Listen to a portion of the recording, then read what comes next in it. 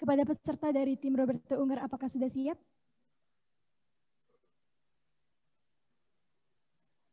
Baik, saya dari tim Roberto Unger sudah siap untuk melakukan presentasi pada pagi kali ini.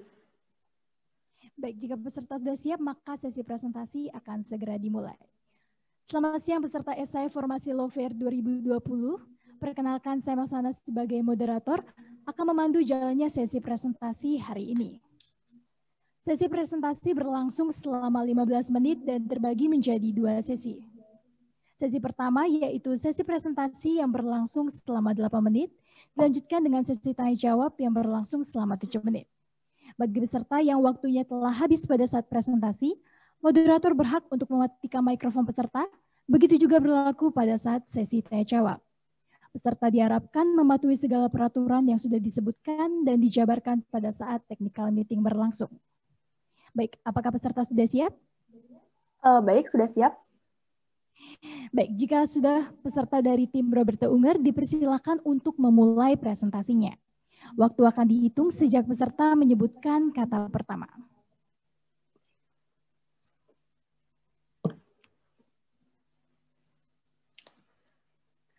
Fictio juris par excellence. Hukum harus ditegakkan sekalipun kondisi kritis berlangsung. Assalamualaikum warahmatullahi wabarakatuh. Shalom, Om Swastiastu, Namo Buddhaya. Selamat pagi dan salam sejahtera kepada Dewan Juri yang terhormat. Selamat pagi dan salam sejahtera kepada Dewan Juri yang terhormat. Perkenalkan, nama saya Hesti Zahrona dari tim Roberto Unger, delegasi kompetisi Isai Formasi Law Fair tahun 2020. Pada kesempatan kali ini, izinkanlah saya untuk menyampaikan sekelumit pemikiran saya yang tertuang dalam Isai yang berjudul Hak Imunitas Pejabat Negara, Penumpang Gelap pada Kebijakan Penanggulangan COVID-19. Solu Populi Suprema Lex. Keselamatan rakyat merupakan hukum tertinggi dalam suatu negara. Rasanya, asas tersebut sangat pantas kita gaungkan apabila melihat kondisi pada saat ini. Dirjen WHO pada tanggal 11 Maret tahun 2020 menetapkan COVID-19 sebagai pandemi global, yang mana hal ini meletakkan negara pada kondisi state of emergency. Menurut Jimli Asidik, state of emergency diartikan sebagai sebuah keadaan yang menyebabkan negara harus bertindak di luar keadaan normal demi terciptanya ketertiban umum. State of emergency inilah yang kemudian melahirkan konsep hukum tata negara darurat. Kemudian, berkaitan dengan konsep hukum tata negara darurat yang cenderung memberikan keleluasaan bagi para pembentuk norma, terdapat poin penting yang perlu ditegakkan, bahwa keleluasaan tersebut perlu dibatasi dan memerlukan pengawasan karena memiliki potensi terjadinya absolute power. Hal inilah yang kemudian perlu menjadi landasan dalam kebijakan yang dikeluarkan oleh pemerintah untuk menghadapi pandemi COVID-19. Kemudian, adapun instrumen hukum untuk penanggulangan pandemi COVID-19 salah satunya adalah Peraturan Pemerintah Pengganti Undang-Undang atau Perpu Nomor 1 Tahun 2020 yang telah ditetapkan menjadi Undang-Undang Nomor 2 Tahun 2020. Tentu saja, sebagai mahasiswa Fakultas Hukum harus dilandasi dengan kompetensi berpikir yang kritis dalam melakukan pengkajian suatu permasalahan. Kemudian, dalam peraturan Akuo, terdapat beberapa pasal yang dirasa cukup kontroversial, yakni pasal 27 ayat 2 dan pasal 27 ayat 3, yang mana dapat dilihat dalam slide presentasi berikut ini. Dalam pasal 27 ayat 2, poin penting atau frasa penting yang menjadi kontroversial adalah bahwa pejabat negara yang melakukan suatu tugas dalam hal pelaksanaan peraturan pemerintah pengganti undang-undang ini tidak dapat dituntut baik secara perdata maupun secara pidana. Kemudian, dalam pasal 27 ayat 3, frasa yang menjadi kontroversial adalah bahwa segala tindakan termasuk keputusan yang diambil berdasarkan peraturan pemerintah pengganti undang-undang ini bukan merupakan objek gugatan yang dapat diajukan kepada peradilan tata usaha negara.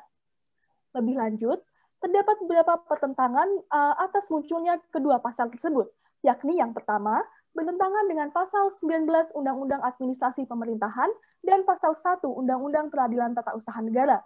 Kemudian yang kedua, bertentangan dengan pasal 2 dan pasal 3 Undang-Undang Tindak Pidana Korupsi, dan yang terakhir adalah bertentangan dengan pasal 1 ayat 3 dan pasal 28D ayat 1 Undang-Undang Dasar Negara Republik Indonesia tahun 1945.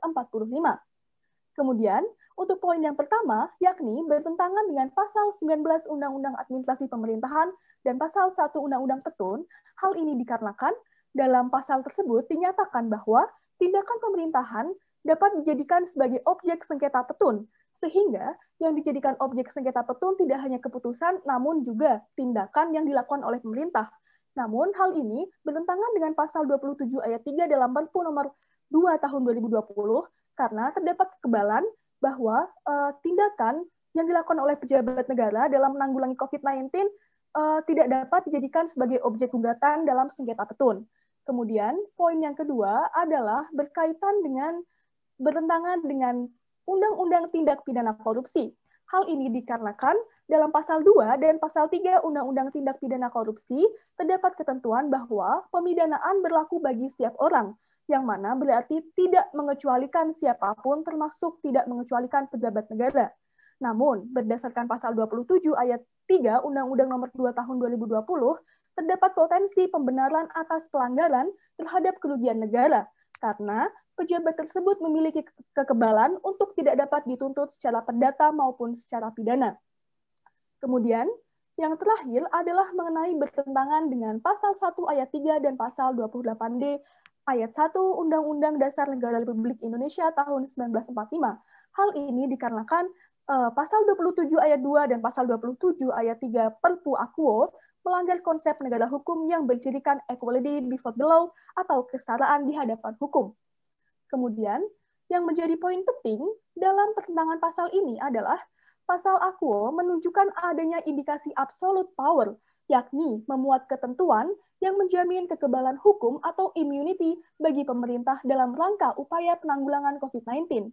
Hal ini tentu saja membuka selebar-lebarnya gerbang praktik korupsi dan dapat berujung pada penyalahgunaan kewenangan.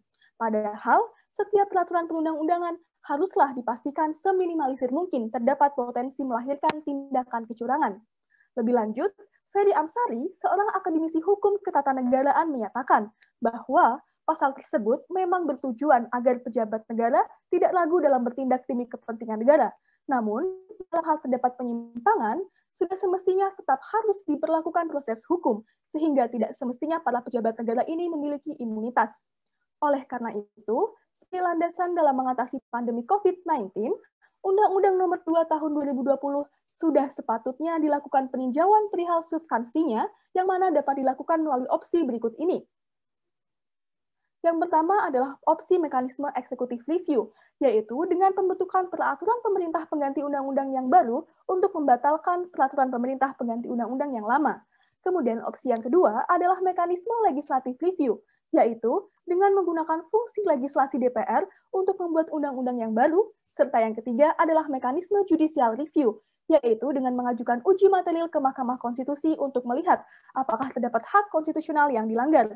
Dalam perkembangannya, mekanisme judicial review ini telah ditempuh, namun pada akhirnya putusan MK menyatakan bahwa perkara Akwo telah kehilangan objeknya.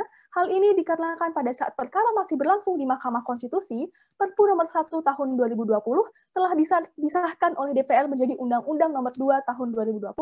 Sehingga dalam hal ini menurut penulis mekanisme yang paling tepat untuk ditempuh adalah legislative review, di mana perubahan pasal 27 Perpu nomor 1 tahun 2020 merupakan hal yang sangat urgen, mengingat berpotensi untuk menimbulkan adanya absolute power. Adapun presentasi yang saya lakukan berakhir sampai di sini. Apabila ada kesalahan, saya mohon maaf yang sebesar-besarnya. Errare humanum est, turpe in errore perseverare. Kekeliruan itu manusiawi, namun tidak baik mempertahankan kekeliruan. Sekian dan terima kasih. Salam hormat saya, Hesti Zahrona dari tim Roberto Unger. Baik, terima kasih kepada tim Roberto Unger. Selanjutnya kita akan masuk ke sesi tanya jawab yang berlangsung selama 7 menit. Kepada dewan juri yang terhormat, kami persilakan.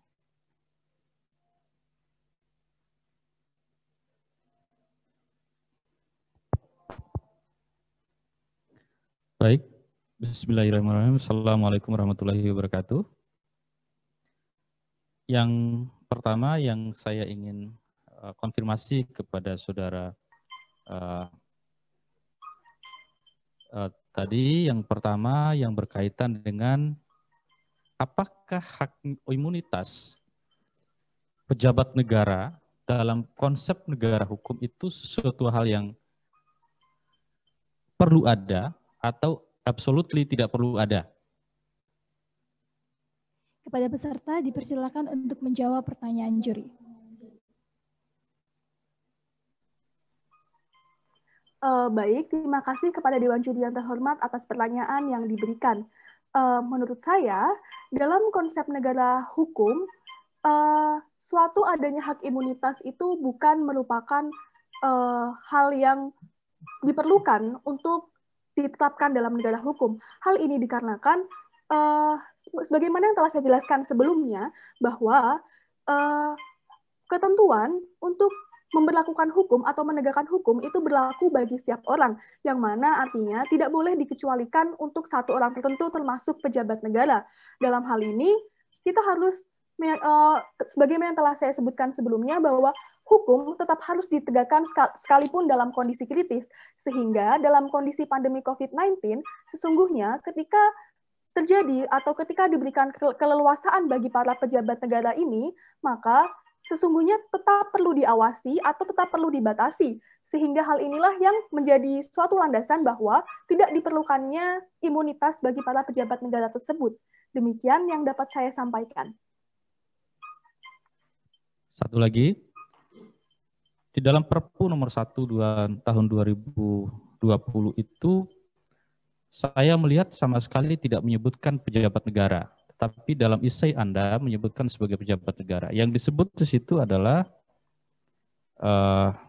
anggota KKSK, sekretaris KKSK, dan sekretariat KKSK. Saya pengen konfirmasi mana yang disebut pejabat negara itu. Karena di dalam berbagai peraturan undang-undang, peraturan perundang-undangan yang berkaitan dengan pejabat negara sudah dibatasi. Nah, KKSK ini bukan pejabat negara. Kepada peserta dipersilakan untuk menjawab pertanyaan dari juri. Terima kasih atas pertanyaan yang disampaikan.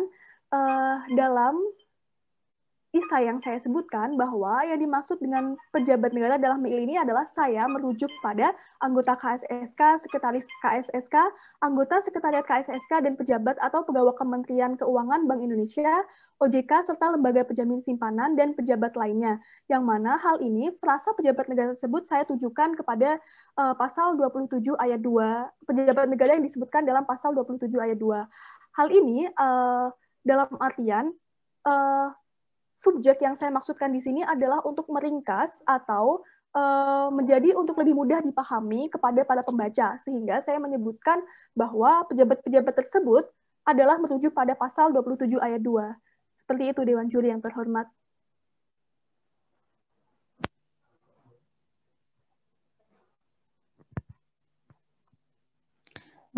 Baik, terima kasih. Assalamualaikum warahmatullahi wabarakatuh.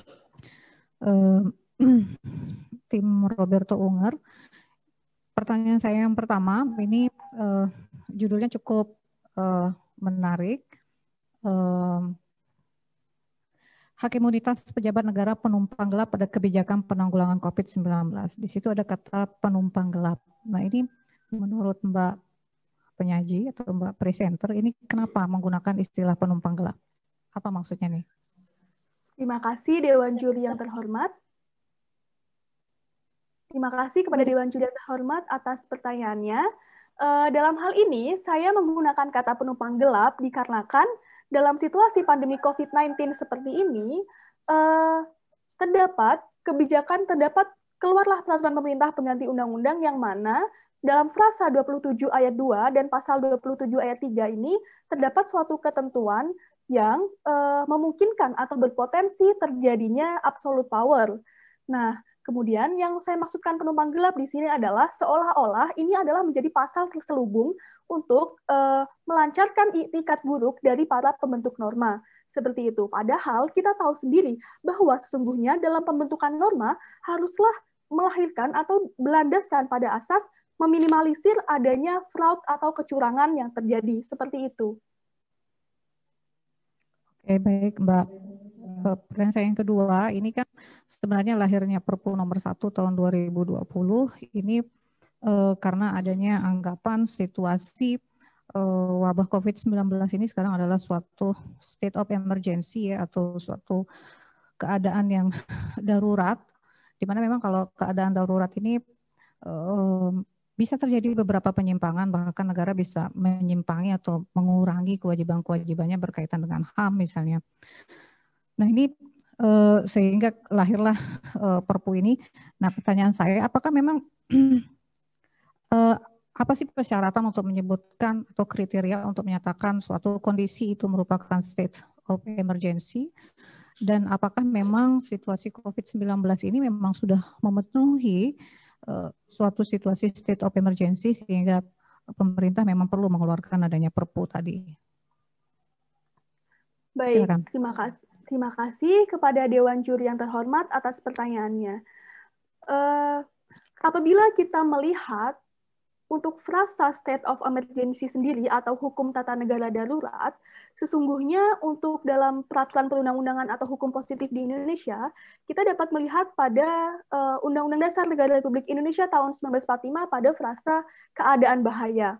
Kemudian yang dimaksud dengan keadaan bahaya adalah ketika suatu kondisi negara ini mengalami terdapat suatu hal yang mengancam untuk keselamatan atau kesehatan publik, seperti itu salah satunya. Kemudian, apabila kita lihat dalam proses kebijakan yang dikeluarkan oleh pemerintah, sudah dikeluarkan beberapa peraturan yang pada intinya menyatakan bahwa pandemi COVID-19 ini termasuk sebagai situasi darurat bencana nasional, seperti misalnya kemarin terdapat pada bulan Maret 2020 juga terdapat suatu peraturan perundang-undangan yang dikeluarkan bahwa pandemi COVID-19 ini untuk menghadapinya perlu adanya pembatasan sosial berskala besar atau PSBB. Nah, untuk itulah kita merujuk bahwa pemerintah dalam menghadapi COVID-19 sebagai penanggulangan sebagai bencana nasional, maka diperlukan langkah-langkah tertentu.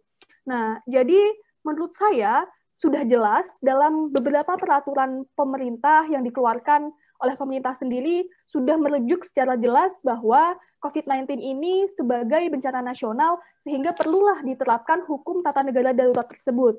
Seperti itu.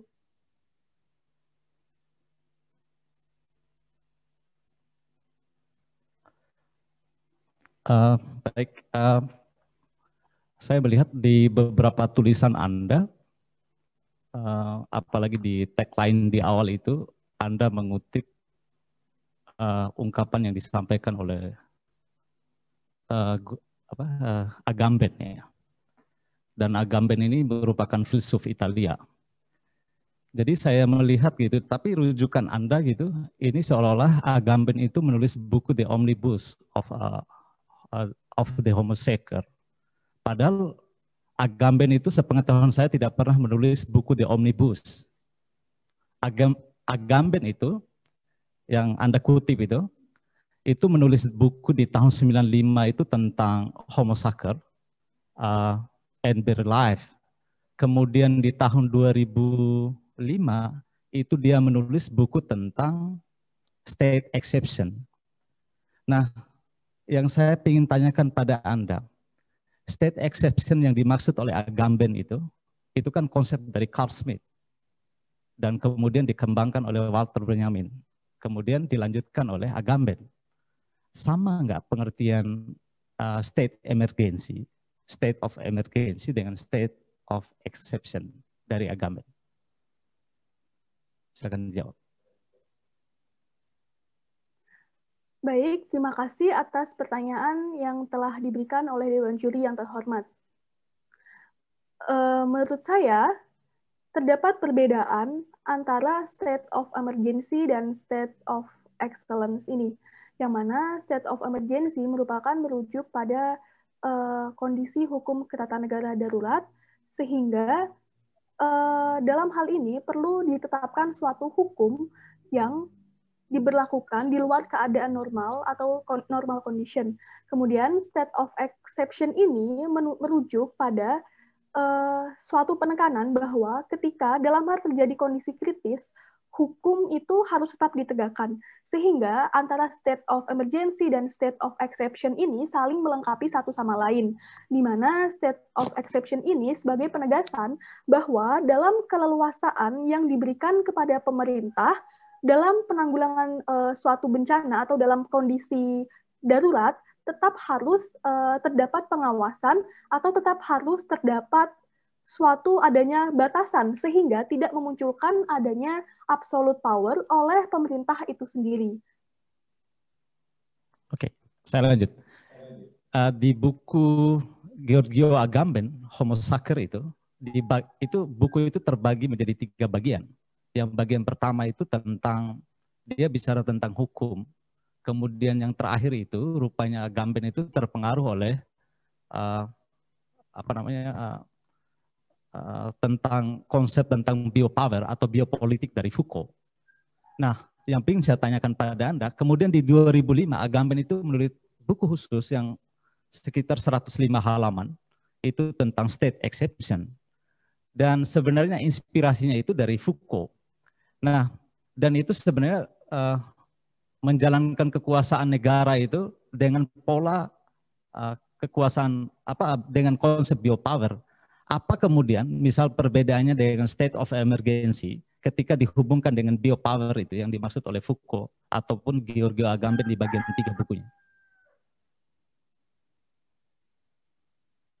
Baik, terima kasih atas pertanyaan yang diberikan oleh Dewan Juri yang terhormat. Menurut saya, konsep biopower yang dikemukakan oleh Foucault ini menyatakan bahwa konsep biopower yang dikeluarkan oleh Foucault ini menyatakan bahwa sesungguhnya state of emergency itu diberlakukan dalam kondisi hukum tata negara darurat, yang mana hukum tata negara darurat di sini dimaksudkan untuk menanggulangi bencana-bencana nasional atau kondisi di luar keadaan normal.